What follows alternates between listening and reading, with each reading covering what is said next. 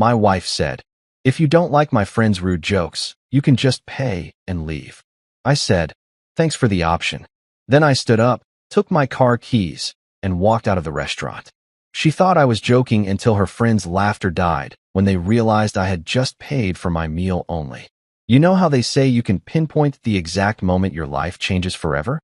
Yeah, well, mine happened over a damn Caesar salad and some overpriced cocktails at Romano's Steakhouse on 5th Street.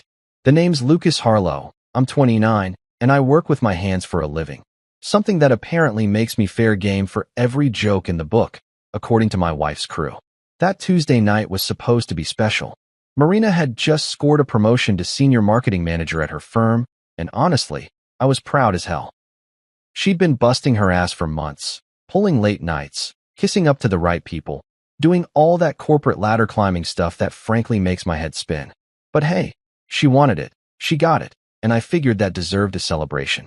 So I made reservations at Romano's. Not exactly cheap, but Marina's always had expensive taste, and I wasn't about to throw her a party at Applebee's. I picked up the tab for the whole crew without even thinking twice about it. Me, Marina, and her 3 best friends, Celeste, Tara, and Harley. These women had been tight since college, and Marina always made it clear they came as a package deal. You marry Marina, you get the whole sorority sister experience whether you like it or not. And brother, let me tell you, I was starting to really not like it. We weren't even 10 minutes into the appetizers. I'm talking the spinach and artichoke dip hadn't even made it around the table yet, when Celeste decided to open her mouth. She's got this way of smiling that never reaches her eyes, you know? Like she's always got some inside joke going that you're not part of. "Still working with wires, Lucas?" she said, twirling her fork around like she was conducting an orchestra. "Must be nice having such a basic job." The word basic hung in the air like a fart in church. Real classy, right? I mean, I'm a licensed electrician. I've got my own truck, steady clients, and I make decent money keeping the lights on in this city. But apparently, that doesn't measure up to whatever corporate BS these women think passes for real work. Tara jumped right in, because God forbid Celeste have all the fun.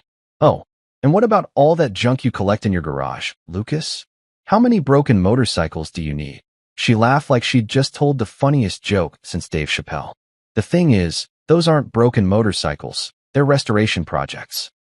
Classic bikes that I'm bringing back to life because I actually give a damn about craftsmanship and history. But try explaining that to someone who thinks anything older than last year's iPhone is garbage." I looked over at Marina, waiting for her to say something. Anything. Maybe a, "Hey, that's my husband you're talking about." Or even just a change of subject. Instead, she's sitting there with this little smile on her face, sipping her wine like she's watching a mildly amusing sitcom. Not defending me, not uncomfortable, just entertained. That's when Harley decided to really go for the throat. Harley's the worst of the bunch. She's got this fake sweet voice that she uses right before she says something absolutely vicious. "You know, Marina," she said, leaning in like she was sharing some big secret. "You really could do better. Remember Jasper from your leadership seminar? Now that guy had potential." Jasper. Some slick-talking finance bro who apparently made quite an impression during Marina's company retreat last month.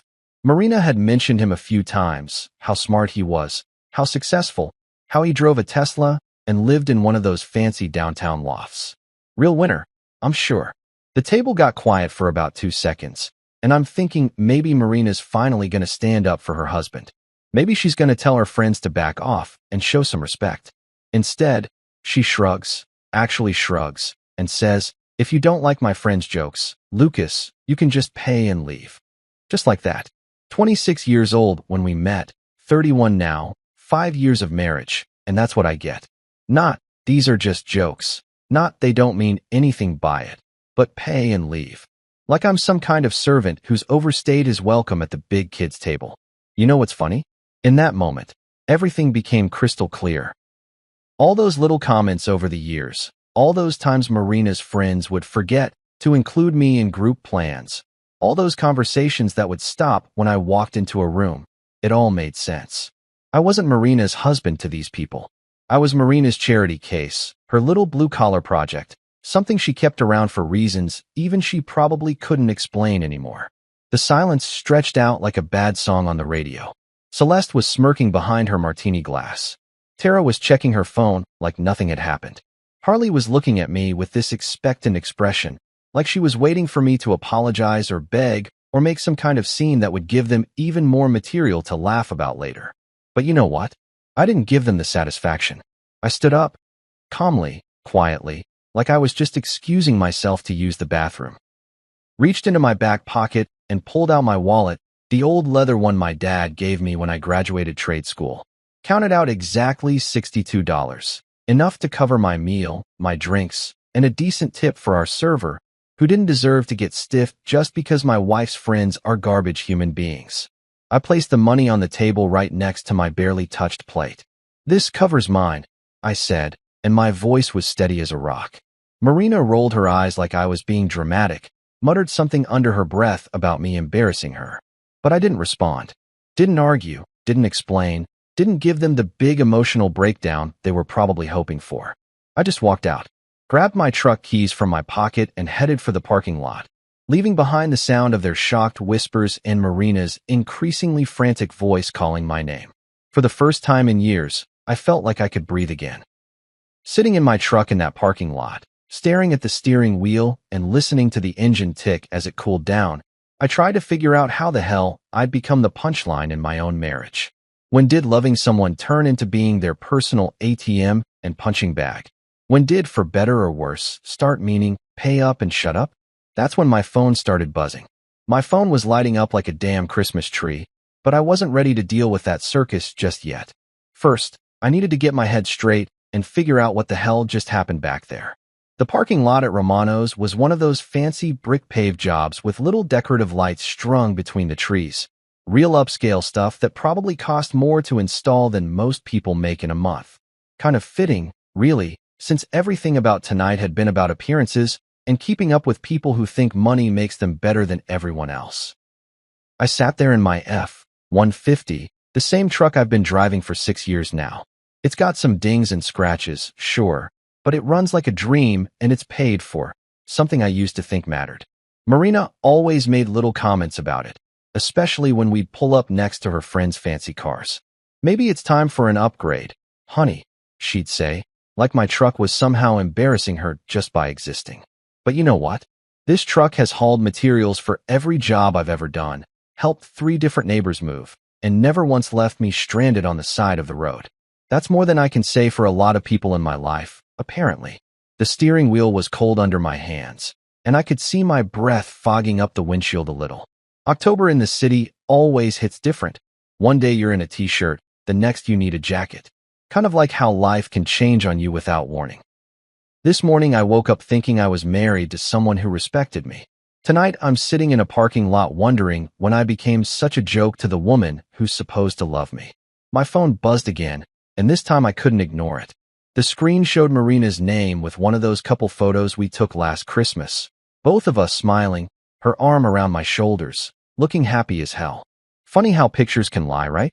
I swiped to see the message. "Lucas, come back and pay. Not come back and talk. Not, I'm sorry about what happened. Just come back and pay." Like I'm some kind of walking ATM who got out of line. The next text came about 30 seconds later. "This isn't funny anymore." Funny? Lady, I wasn't trying to be funny. I was trying to maintain whatever dignity I had left after getting roasted by your mean girl squad for the better part of an hour. There's nothing funny about watching your wife sit there like a statue while her friends tear you apart for sport. Then came the third one, and this is where you could really hear the panic creeping in. "You're really going to leave us like this?" Leave them like what exactly? With a bill for overpriced steaks and cocktails? With the natural consequences of their own nastiness? Yeah, Marina, I guess I am. I stared at those messages for a long time, watching the little dots appear and disappear as she typed and deleted, typed and deleted. Part of me, the part that had been trained over 5 years of marriage to be the peacekeeper, the apologizer, the guy who always smoothed things over, wanted to go back in there. Wanted to slap down my credit card and pretend like nothing happened, because that's what I always did. That's what good husbands do, right? They take care of things. They don't make scenes. They certainly don't abandon their wives with a dinner bill. But sitting there in the quiet of my truck, with the muffled sounds of traffic and the distant laughter from the restaurant's patio, something felt different. Something had shifted inside me when Marina told me to pay and leave, and I couldn't shake it loose. It was like a switch had been flipped, or maybe a door had been opened that I couldn't close again. For the first time in years, I wasn't thinking about what I should do or what was expected of me. I was thinking about what I wanted to do, and what I wanted was to drive away. So I did. I turned the key, listened to my reliable old truck rumble to life, and I drove. Slowly, carefully, like I was carrying something fragile that might break if I went too fast. Maybe I was. Maybe what I was carrying was the last little bit of whatever had been holding my marriage together, and I didn't want it to shatter completely until I had time to figure out what that meant. The drive through downtown was peaceful in a way I hadn't experienced in months. No Marina chattering about office drama or asking me to stop somewhere so she could pick up something she forgot. No radio playing whatever pop music she insisted on. No rush to get anywhere or be anyone other than exactly who I was. Just me, my truck, and the city lights sliding by like a movie I was watching instead of living in. I found myself taking the long way, winding through neighborhoods I used to know better before I got married, and started spending all my free time at Marina's apartment. Then our apartment, surrounded by her friends and her plans and her version of what our life should look like. These streets felt familiar in a way that surprised me, like running into an old friend you forgot you missed. My phone kept buzzing, but I didn't look. Whatever Marina had to say could wait until I figured out what I had to say back. Because for the first time in a long time, I felt like I might actually have something to say that mattered. Something that was mine instead of just a reaction to whatever drama was swirling around me. The thing is, when you finally stop running towards something, you start to notice what you've been running from. And brother, I was just starting to understand how far and how fast I'd been running from myself. Marcus, who has been my best friend since we were both apprentices at Henderson Electric 7 years ago. The guy's got this sixth sense about people. He can spot bullshit from a mile away, and he's never been afraid to call it out. So when I showed up at his apartment door at 9:30 on a Tuesday night, probably looking like I'd been hit by a truck, he took one look at my face and said, "Took you long enough." No questions, no drama. Just stepped aside and let me in like he'd been expecting me for months. That's Marcus for you. Straight shooter who doesn't waste time on pleasantries when there's real stuff to deal with. His place is this decent one-bedroom in Riverside. Nothing fancy, but clean and comfortable. The kind of place where you can actually relax instead of worrying about putting a water ring on some expensive coffee table or messing up throw pillows that cost more than most people's car payments. "Sit," he said, pointing to his beat-up leather couch, the same one he'd had since college, worn soft in all the right places. "I'll make coffee." Marcus always makes coffee when life gets heavy. Says it's better than alcohol because you can think clearer, and right then I needed all the clear thinking I could get. While he was banging around in the kitchen, I finally looked at my phone. 12 missed calls from Marina. 12. Plus 3 voicemails that I wasn't ready to listen to yet, and about 15 text messages that got progressively more frantic as the night went on. "Where are you? This is ridiculous. Call me back right now." Real mature stuff that really made me want to rush home and apologize for having the audacity to leave after being told to leave. Marcus came back with 2 steaming mugs of black coffee. None of that fancy creamer stuff Marina always insisted on, and settled into his old recliner. "All right," he said, "lay it on me. What finally did it? Not what happened, or are you okay, but what finally did it?" Like I said, the guy's got a sixth sense. So I told him everything. The dinner, the jokes, Marina just sitting there like she was watching Netflix instead of her husband getting roasted by her mean girl squad. How they mocked my job, my hobbies, my whole damn existence like I was some kind of charity case. And how Marina, my wife, the woman who's supposed to have my back, told me to pay and leave when I finally looked like I might actually stand up for myself. Marcus listened without interrupting, occasionally shaking his head or making one of those disgusted sounds you make when you hear something that really pisses you off. When I got to the part about Marina's reaction, he actually laughed. Not a happy laugh, but one of those bitter laughs you get when something terrible makes perfect sense. "Remember when they called your sister's wedding cute for a discount event?" he said when I finished. "I was standing right there, man. Your sister looked beautiful, the ceremony was perfect, and those bitches spent the whole reception making jokes about the venue and the food. Or how about your dad's birthday toast last year? They laughed at his accent like he was some kind of comedy act instead of a man who worked his ass off to give his family a better life. The thing is, I did remember. I remembered all of it, but I'd spent so much time making excuses and telling myself it wasn't that bad that I'd almost convinced myself it was normal. Friends tease each other, right? That's just how women are with each other, right? Except they weren't teasing me like a friend. They were tearing me down like I was their entertainment. Marina never said anything. I told Marcus, and even saying it out loud made me feel pathetic. She just lets it happen. Brother, Marcus said, leaning forward in his chair. She doesn't just let it happen. She encourages it. You think they'd keep pulling this crap if she shut it down even once? These women follow her lead, and her lead is that you're fair game. While we were talking, my phone kept lighting up like a damn disco ball. More calls, more texts, and now Marina's friends were getting in on the action too. Celeste sent me some passive-aggressive message about communication and working things out. Tara forwarded me some article about men and emotional intelligence that I definitely didn't ask for. But the real winner was Harley.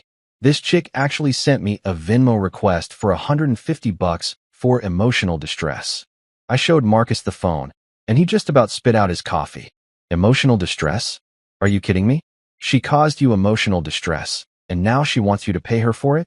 That's like punching someone in the face and then charging them for hurting your knuckles. That's when I made the decision that probably should have been made months ago. I blocked all of them. Marina, Celeste, Tara, Harley. The whole toxic crew got cut off with a few quick taps on my phone screen. The sudden quiet was almost shocking, like when you don't realize how loud the TV is until someone turns it off. Good, Marcus said when I told him what I'd done. Those people are poison, man. They've been slowly killing your confidence for years, and Marina's been holding the door open for them. Marcus let me crash on his couch that night, threw me a pillow and one of his old blankets without making it weird or asking how long I might need to stay. Just took care of his friend because that's what real friends do. As I lay there in the dark, listening to the distant sounds of the city through his windows, I felt something I hadn't felt in a long time. Peace. No Marina tossing and turning next to me, muttering about work stress. No anxiety about what tomorrow's drama might bring. Just quiet and space to think, and the knowledge that at least one person in my life actually gave a damn about me as a human being instead of a walking wallet. I woke up the next morning feeling like I'd been hit by a freight train, but not in the way you'd expect. My back was stiff from sleeping on Marcus's couch, sure, but mentally? Mentally, I felt clearer than I had in months. There's something about cutting toxic people out of your life that's like finally getting a good night's sleep after weeks of insomnia. You don't realize how exhausted you were until the weight lifts off your shoulders. Marcus had already left for work by the time I rolled out of bed around 7, which was typical for him. The guy's always been an early bird, probably inherited it from his dad, who ran a small construction company before retiring. He'd left a note on the kitchen counter in his chicken scratch handwriting. Coffee's ready. Stay as long as you need. Keys under the mat if you go out. Don't do anything stupid. Classic Marcus. Practical help with a side of brotherly advice. I was halfway through my second cup of coffee when my phone rang. Unknown number, which immediately put me on edge because I'd blocked everyone from last night's disaster. But curiosity got the better of me, and I picked up. Lucas, can we talk? Marina's voice hit me like a slap in the face. She was calling from her office line, probably because she figured out I'd blocked her personal number. Smart move, actually. I had to give her credit for that level of determination. Sure, I said, settling back into Marcus's kitchen chair. We're talking. There was this pause, like she was expecting me to say more or maybe apologize right off the bat. When I didn't fill the silence, she cleared her throat and launched into what sounded like a speech she'd been practicing. Lucas, I think we need to sit down and discuss what happened last night like adults. Can you please come home so we can work this out? Home. Funny how that word didn't carry the same weight it used to. I'm good where I am, I told her. If you want to talk, we can talk right now. Another pause, and I could practically hear her grinding her teeth. Marina hates it when things don't go according to her script, and clearly I wasn't reading from the right page. This is ridiculous, Lucas. You're being childish and oversensitive. Do you have any idea how embarrassed I was last night? Embarrassed. She was embarrassed. Not sorry, not regretful, not concerned about how I felt. Embarrassed. Like my walking out was somehow worse than her sitting there like a mannequin while her friends used me for target practice. How embarrassed you were, I repeated, and I could hear my voice getting that edge it gets when I'm trying real hard not to lose my shit. Marina, your friend spent an hour tearing me apart, and you told me to pay and leave. What exactly did you expect me to do? I expected you to be an adult about it, she snapped, and there was that tone, the one she uses when she thinks she's winning an argument by getting louder. They were just joking around, Lucas. You know how they are. But you turned it into this huge dramatic scene and humiliated me in front of my friends. Just joking around. Right. Because nothing says friendly banter like suggesting your friend's husband isn't good enough for her and bringing up other men she should be dating instead. I didn't make a scene, Marina. I paid for my meal and left quietly. You told me to leave, so I followed directions. You left me with a $400 bill, Lucas. And there it was, the real issue. Not that I'd been disrespected, not that our marriage was apparently a running joke to her social circle, but that she got stuck paying for dinner. How was I supposed to explain that to my friends? I paid for mine, I said, and I kept my voice steady even though I was seeing red. You let them insult me while you smiled and drank wine. I'm not paying to be disrespected in public, Marina. That's not how this works. The silence stretched out for so long I thought she might have hung up. Then she came back with this voice I'd never heard before, cold, calculating, like she was talking to a stranger instead of her husband. You're really going to destroy our marriage over this? Over some harmless jokes. Harmless jokes. 5 years of marriage, and she still didn't get it. Still didn't understand that watching your spouse let other people tear you down isn't something you just laugh off and forget about. I'm not destroying anything, Marina. I'm just not participating in my own humiliation anymore. That's when she really lost it. Started yelling about how I was being dramatic, how I was throwing away everything we'd built together, how I was embarrassing her at work by not coming home. The works. I let her vent for about 2 minutes, then I hung up, just pressed the end call button and went back to my coffee. My phone started ringing again immediately, different unknown number this time. I didn't answer. Then another call, then another. She was trying every office line she could think of, probably driving her coworkers crazy with her drama. I turned the phone to silent and tried to enjoy the quiet. But then something weird happened. Around noon, I got a text from a number I didn't recognize. Good for you, man. I've heard what they've said about you. They're scheming something. Stay sharp. It was signed with just the letter O. Omar. Had to be Omar, Harley's boyfriend. I'd met him a few times at group hangouts. Seemed like a decent enough guy, but always looked uncomfortable around Marina's crew. Kind of like how I probably looked, come to think of it. 2 guys dating women who treated us like accessories instead of partners. The fact that he was reaching out, warning me about some kind of scheme, made my stomach drop. What the hell were they planning now? Omar's warning text kept bouncing around in my head like a pinball, so I decided to swing by the apartment while Marina was at work to grab more of my stuff. Better to find out what kind of scheme they were cooking up before it bit me in the ass. Plus, I needed clothes that didn't smell like Marcus's fabric softener and my good work boots, which I'd stupidly left behind in my rush to get out of there. The first red flag hit me before I even got to the front door. There was a bright yellow notice taped to the wood. One of those official-looking things that makes your stomach drop even before you read it. Noise complaint. Violation of lease terms in big bold letters across the top. Apparently, the girls' night Marina and her crew had thrown after I left had gotten loud enough for the neighbors to call in a complaint to building management. Real classy. I used my key to let myself in, and Jesus Christ, the place looked like a tornado had blown through it. Wine bottles everywhere, empty ones rolling around on the hardwood floor, one of them with a dark red stain spreading out from where it had obviously been knocked over and never cleaned up. Takeout containers from at least 3 different restaurants were scattered across the kitchen counter, some still half full and starting to smell funky. There were clothes draped over furniture like they'd been playing some kind of weird dress-up game. And the whole place reeked of wine and whatever expensive perfume Harley always bathes herself in. But the real gut punch came when I walked into the spare room where I keep my tools. The room was practically empty. My toolbox, the big red Craftsman chest that took me 3 years to fill with quality equipment, had been picked apart like vultures had been at it. My cordless drill set, gone. My multimeter that cost me $400, gone. The wire strippers, electrical tape, circuit testers, outlet testers, Basically everything that wasn't nailed down or too heavy to carry. $9,000 worth of professional equipment that I'd built up over 7 years in the trade just vanished. I stood there staring at the empty shelves, feeling like someone had punched me in the gut and then kicked me while I was down. These weren't just tools, they were my livelihood. Every electrician knows that your tools are sacred, man. You don't mess with another man's tools, period. It's like stealing a chef's knives or a mechanic's wrenches.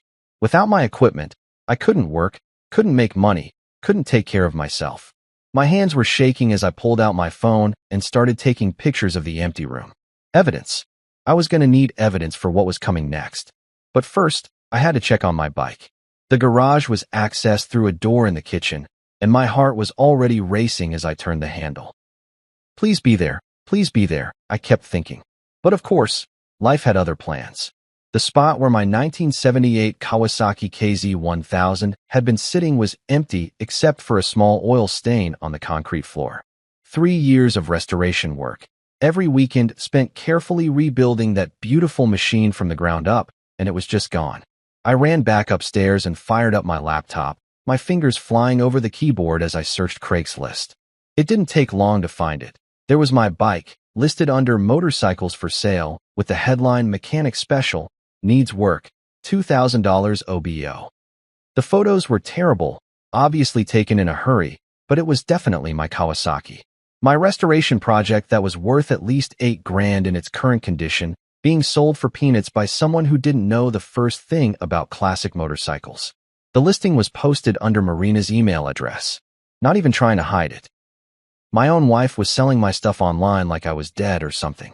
The description was insulting too. Selling for my ex-husband who left a bunch of junk behind. Bike runs, but needs lots of work. Cash only, no lowballers. Ex-husband. Junk.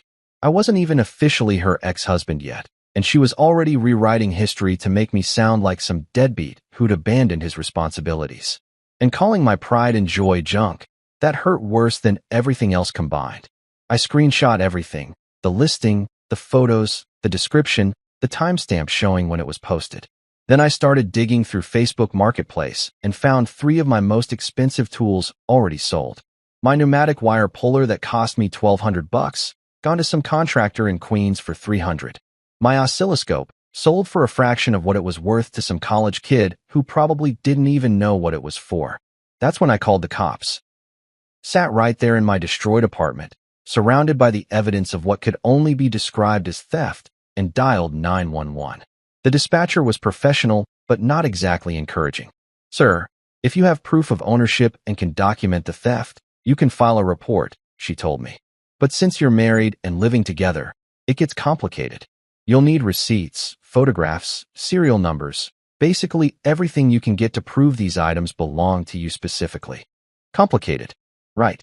Because apparently being married gives someone the right to steal your stuff and sell it online. But I had what I needed. Receipts going back years for every major tool purchase, photos of my bike in various stages of restoration, even the original title and registration.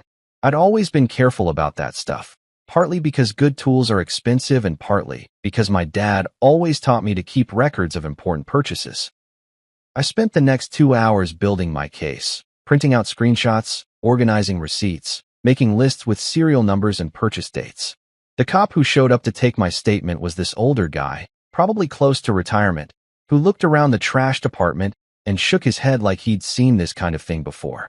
Domestic situations are always messy, he told me while writing down information in his little notebook. But theft is theft, regardless of who's doing it. You've got good documentation here. I'd recommend getting your remaining property secured somewhere safe before anything else goes missing. Good advice.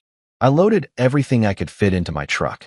Clothes, important papers, the few tools that were too worthless for Marina's friends to bother stealing, and my collection of motorcycle magazines that had somehow survived the purge. It was depressing how little of my own life fit into the back of my pickup, but at least I was getting it out before Marina could have another girls' night and decide to sell off whatever was left. As I was carrying the last box down to my truck, I noticed Mrs. Chun from 4B watching me through her peephole. She was probably wondering what all the drama was about, especially after last night's noise complaint. I gave her a little wave, and she actually opened her door. You okay, Lucas? She asked in her sweet grandmother voice. Mrs. Chun had always been nice to me, usually asked about my work and complimented my truck when she saw me in the parking lot. Very loud last night. Police came twice. Twice. Marina's celebration had been so out of control that the cops had to come back. And here I'd been thinking it was just a noise complaint. I'm moving out, Mrs. Chun, I told her. Sorry about all the trouble. She shook her head and made that sking sound older ladies make when they disapprove of something. That wife of yours, she brings wrong kind of friends. Always loud, always rude in hallway. You deserve better, Lucas. Even the neighbors could see what I'd been blind to for years. Marina's crew wasn't just toxic to me. They were toxic to everyone around them. Mrs. Chung gave me her phone number and told me to call if I needed someone to vouch for what kind of tenant I'd been. Good man like you shouldn't have to deal with this nonsense, she said. Driving away from that apartment for what I hoped would be the last time, I felt something I hadn't expected, relief. Yeah, I was pissed about my tools and my bike, and yeah, this whole situation was going to be a nightmare to sort out legally. But for the first time in years, I wasn't walking on eggshells or wondering what mood Marina would be in when I got home. I wasn't planning my evening around her friend's drama or her work stress. I was barely back at Marcus's place, still trying to process the whole theft situation when my phone rang. The caller ID showed Patel Property Management, and my stomach immediately dropped.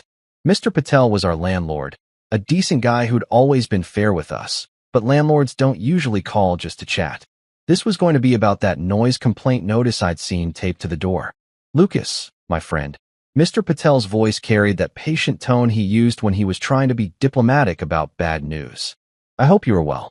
I need to speak with you about the apartment. Sure thing, Mr. Patel. What's going on? I already knew, but sometimes you have to let people tell their story their own way. Well, there was quite a disturbance last night. Multiple noise complaints from other tenants, and the police were called twice. This morning, Marina came to my office and told me that you have moved out permanently and she wants your name removed from the lease. There it was. Marina was trying to erase me from the apartment the same way she was trying to erase me from her life.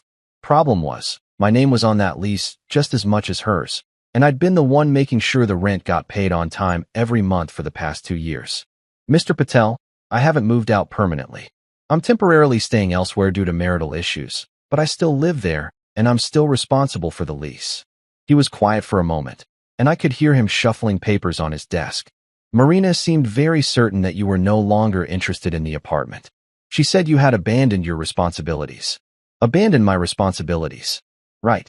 The woman who just sold $9,000 worth of my tools without permission was lecturing people about abandoned responsibilities.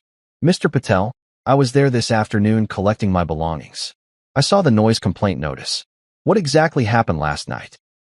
Multiple tenants called building management about loud music, yelling, and what sounded like furniture being moved around at all hours. Mrs. Chun in 4B said there was vomit in the hallway this morning. The police report mentions possible property damage and public intoxication. His voice got more serious. Lucas, in 15 years of property management, I have never had such complaints about you. You have always been quiet, respectful, prompt with rent. This is very concerning. That hit me right in the gut. Here was a guy who'd known me as a tenant for 2 years, who'd seen me help elderly neighbors with their groceries and never once complain about anything. And now he was having to deal with police reports and property damage because of Marina's friends. Mr. Patel, I left that dinner around 8:30 last night and went straight to my friend's place. I wasn't involved in whatever happened after that. I see. More paper shuffling. Marina also mentioned something about unpaid bills and financial disputes. She seemed to think you were no longer capable of meeting your obligations. Unpaid bills. This was rich, coming from the woman who'd maxed out 2 credit cards on clothes and spa treatments in the past 6 months. Sir, I've never been late with rent or utilities. My half has always been paid on time, and I have bank records to prove it. If there are unpaid bills, they're not mine. Mr. Patel was quiet for a long moment, and I could practically hear him thinking. Finally, he spoke up. Lucas, you have always been a good tenant. Honest, responsible, no trouble. If you want to take over the lease entirely, I am willing to work with you. The apartment needs some repairs after last night anyway. But I will need Marina's agreement to remove her from the lease, or we will have to terminate it for both of you and start fresh. That got my attention. Taking over the lease meant Marina would have to find somewhere else to live, and given her spending habits and the fact that most of her income went to designer clothes and expensive dinners, I wasn't sure she could afford a place on her own. What kind of repairs are we talking about, Mr. Patel? Red wine stains on the hardwood floors that may require refinishing. Damage to the bathroom door that looks like someone kicked it. Broken glass that was apparently swept under the refrigerator rather than properly cleaned up. And the entire apartment needs professional cleaning to address what I can only describe as a very unpleasant smell. Jesus, Marina's celebration had turned into a full-blown house party from hell. How much are we talking for damages? At least $800, possibly more, depending on whether the floor can be refinished or needs to be replaced. The lease clearly states that tenants are responsible for damages beyond normal wear and tear. While we were talking, I got a text notification, and I glanced down at my phone out of habit. It was a screenshot from someone I didn't recognize. Looked like a Facebook Marketplace listing for my Fluke multimeter, the expensive one I used for commercial jobs. Marina had listed it for sale 3 hours ago, describing it as electronic equipment left behind by ex-roommate. Ex-roommate.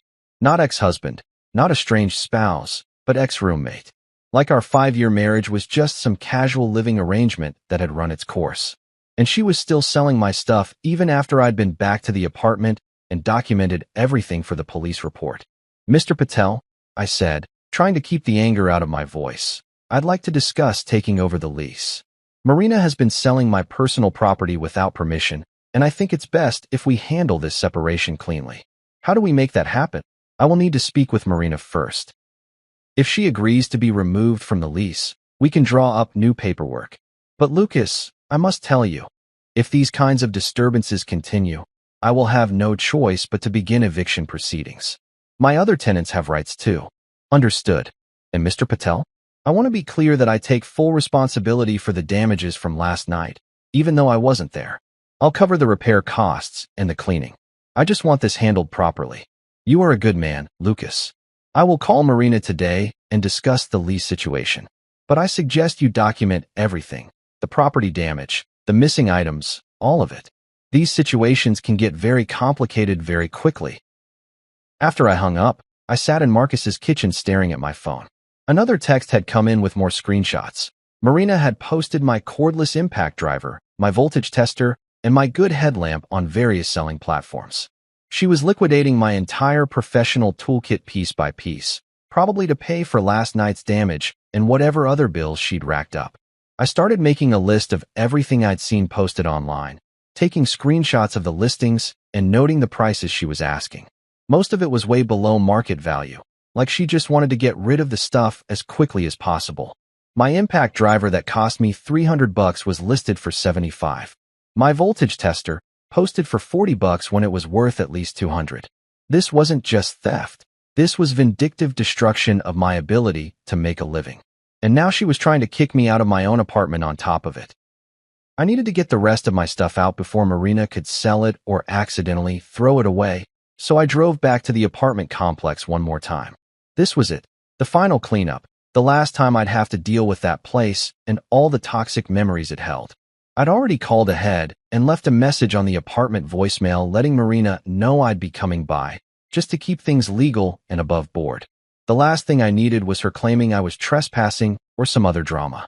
Marcus had let me borrow his truck since mine was already loaded down with boxes, and I was grateful for the extra space. There were still some important things I couldn't afford to lose. My motorcycle repair manuals, my collection of vintage bike parts that were worth more than most people realized, and my dad's old tool chest that had sentimental value even if it wasn't worth much money. I was loading the last box of motorcycle magazines into the back of Marcus's pickup when I heard the familiar sound of Marina's Honda Civic pulling into the parking lot. She'd probably gotten off work early to catch me there, maybe hoping for some kind of dramatic confrontation that would make me look like the bad guy. I kept loading boxes, trying to stay focused on the task at hand instead of the knot forming in my stomach. "What the hell are you doing?" Marina's voice cut through the afternoon air like a rusty knife. She was practically running across the parking lot, her high heels clicking against the asphalt in that frantic way that meant she was pissed off and trying to maintain some dignity at the same time. "Removing my property before you sell more of it." I said without looking up from the truck bed. I was rearranging boxes to make everything fit, taking my time because I knew it would annoy her. Marina hates being ignored, especially when she's trying to start an argument. You can't just take everything, she snapped, stopping right next to the truck. Some of that stuff is ours, not just yours. We bought things together, Lucas. I finally looked at her, really looked at her, and it was weird how different she seemed. Same person, same face, same expensive outfit she probably charged to one of our credit cards. But something had changed. Maybe it was me who'd changed. Marina, I documented everything I'm taking. It's all stuff that was mine before we got married, or stuff I bought with my own money. I'm not taking anything that belongs to both of us. I needed money, she said, and for a second her voice got smaller, less aggressive. You left me with bills, Lucas. The dinner, the damages to the apartment, my credit card payments. What was I supposed to do? You told me to leave, I said, closing the tailgate with more force than necessary. I just took your advice. I started walking toward the apartment building to get the dolly I'd borrowed from Marcus, but Marina followed me. That was different. That was just. I was upset. I didn't mean for you to actually leave permanently. She was walking fast to keep up with me, those heels making her wobble a little on the uneven pavement. We can work this out, Lucas. Couples fight. It doesn't mean we throw away 5 years of marriage. 5 years of marriage. Funny how she brought that up now, after spending God knows how long letting her friends treat those 5 years like they were some kind of joke. Marina, this isn't about one fight. This is about you sitting there smiling while your friends tore me apart. This is about you selling my tools without asking. This is about you telling the landlord I abandoned my responsibilities when you're the one who trashed the apartment. That's when Celeste showed up, because of course she did. Marina must have called for backup the second she saw my truck in the parking lot. Celeste climbed out of her overpriced BMW wearing sunglasses that probably cost more than most people's rent, looking like she was auditioning for a reality show about awful people. Wow, Celeste said, crossing her arms and striking a pose like she was posing for Instagram. The handyman's really throwing away his marriage over a joke? She had this smirk on her face, the same one she'd worn at dinner when she was making cracks about my basic job. I didn't even respond to her. Didn't give her the satisfaction of getting a rise out of me or starting some dramatic scene she could probably live stream to her followers. Instead, I just kept loading my stuff, treating her like she was part of the scenery. That seemed to piss her off more than any comeback I could have come up with. Lucas, please, Marina said, and now she was starting to sound desperate. Can we just talk about this like adults?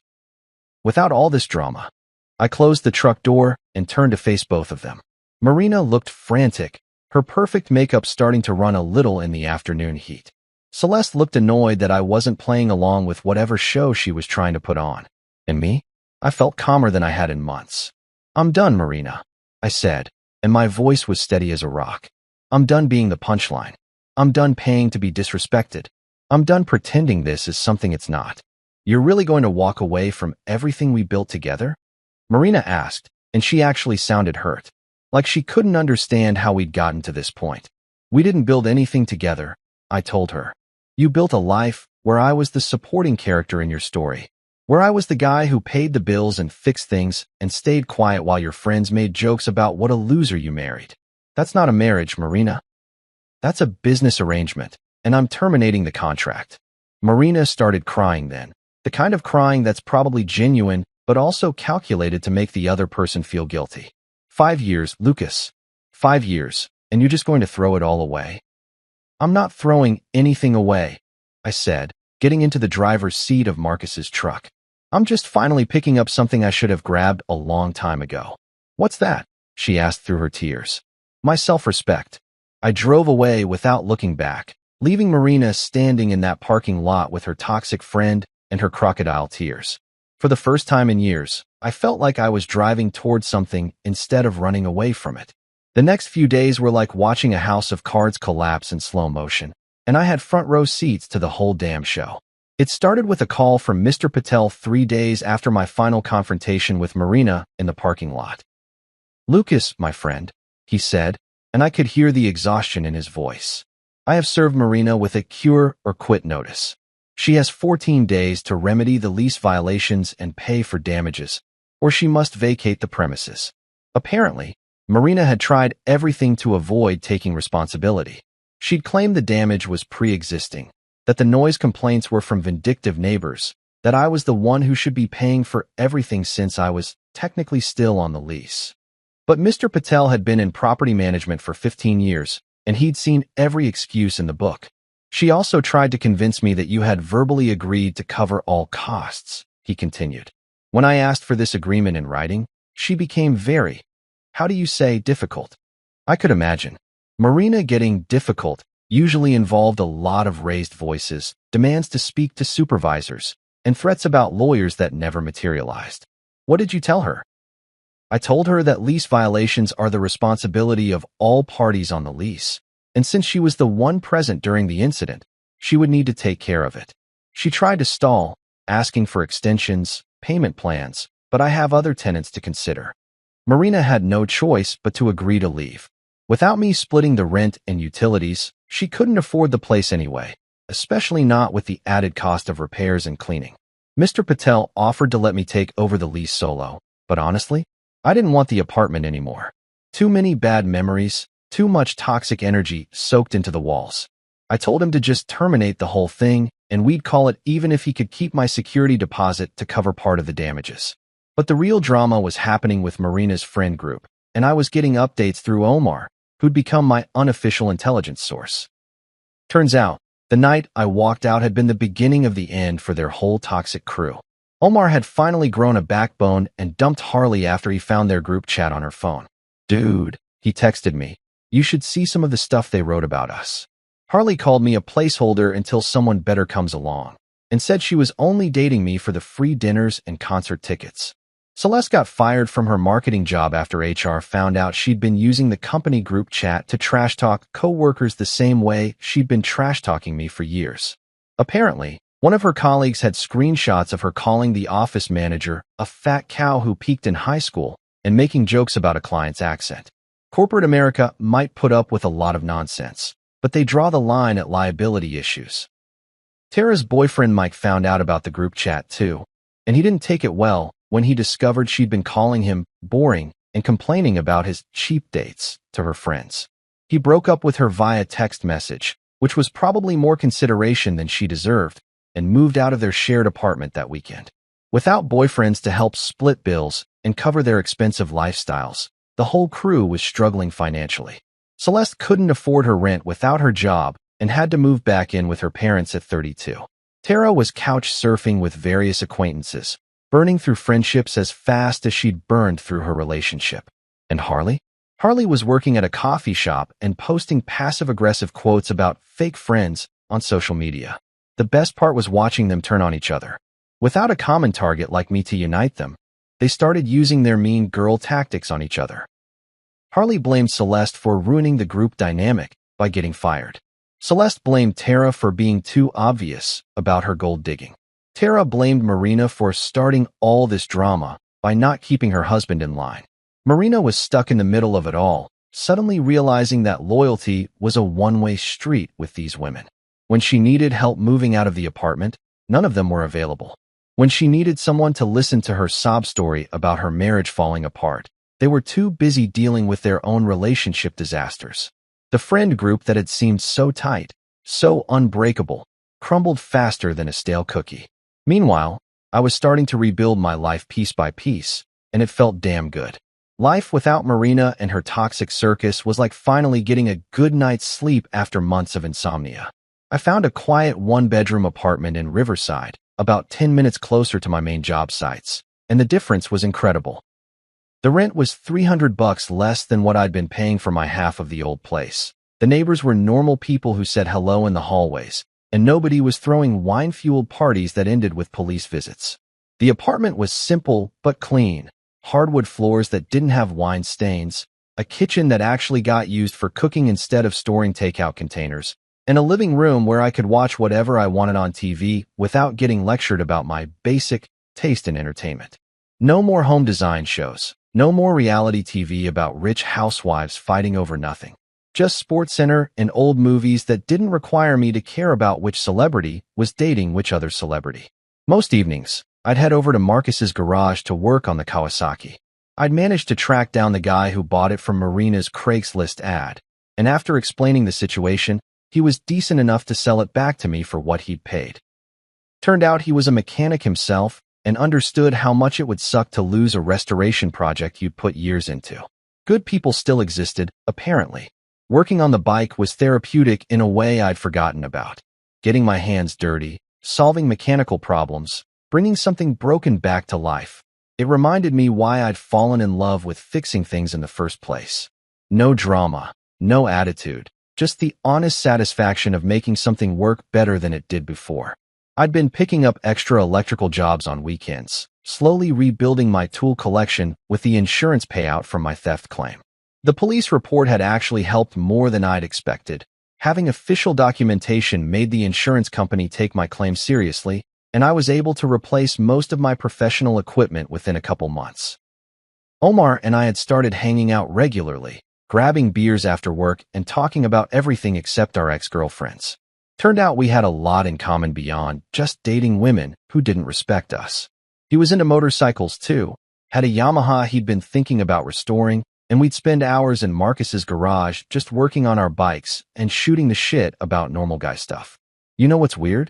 Omar said one Friday night, passing me a wrench while I adjusted the Kawasaki's carburetors. I feel like I can breathe again. Like I didn't realize how much energy I was spending trying to keep Harley happy. I knew exactly what he meant. For the first time in years, I wasn't walking on eggshells or planning my day around someone else's mood swings. I wasn't getting lectured about my hobbies or my friends or my job. I was just living my life, making my own choices, being myself without having to apologize for it. My mom called me the following Sunday, like she did every week, and halfway through our conversation, she stopped mid-sentence. "You sound different, Lucas," she said. "Lighter, happier, like you're actually enjoying your life again." She was right. For the first time in a long time, I was. 6 months after I walked out of Romano's steakhouse, Marina sent me a text that I'd been half expecting and half dreading. It came on a Tuesday morning while I was having coffee and getting ready for work. Just a simple message that probably took her hours to write. "I should have defended you. I'm sorry. Can we try again?" I stared at that text for a long time, reading it over and over while my coffee got cold. Part of me, the part that remembered the good times from early in our relationship, before her friends became such a big influence, felt something. Maybe it was nostalgia, maybe it was leftover love, or maybe it was just the human instinct to want closure from someone who'd been such a big part of my life. But you know what I did? Nothing. I deleted the message and went to work. Because here's the thing. Sorry doesn't fix 5 years of letting people treat your husband like garbage. Sorry doesn't give me back the tools she sold or the self-respect I lost sitting at that dinner table. Sorry doesn't change the fact that when push came to shove, she chose her toxic friends over her marriage every single time. The aftermath of our split had been exactly what you'd expect. Marina moved back in with her mother in New Jersey, a 45-year-old woman sleeping in her childhood bedroom because she'd never learned how to live within her means. Her friend group had completely imploded. Celeste was still living with her parents and working retail. Tara was dating some guy she met on a dating app who didn't know about her gold-digging history yet. And Harley was posting inspirational quotes about new beginnings while serving lattes to college kids. They blamed Marina for everything, of course. In their twisted logic, if she'd just kept me in line better, none of their drama would have happened. If she'd been a better wife, I wouldn't have overreacted to their harmless jokes. If she'd handled the situation differently, they'd all still be living their fantasy lives where consequences didn't exist. Meanwhile, I was thriving. The Kawasaki was running like a dream, purring through the streets like the classic beauty she was meant to be. My tool collection was better than ever, and I'd built up a solid base of repeat customers who appreciated quality work and fair prices. Omar and I had become genuine friends, the kind who show up when you need help moving or just want to grab a beer and watch the game. My mom was right. I did sound lighter. Hell, I felt lighter. Like I'd been carrying around a backpack full of rocks for years and finally figured out I could just set it down and walk away. Sometimes the strongest thing you can do isn't fighting back or making a big dramatic gesture. Sometimes it's just walking away from people who don't value what you bring to their lives. Marina and her crew thought I'd come crawling back, checkbook in hand. ready to apologize for having the nerve to expect basic respect. Instead, they're the ones paying the price for treating people like disposable entertainment. And me? I'm living my best life, one day at a time, surrounded by people who actually give a damn about me as a human being instead of a walking ATM. Turns out, the joke was on them all along.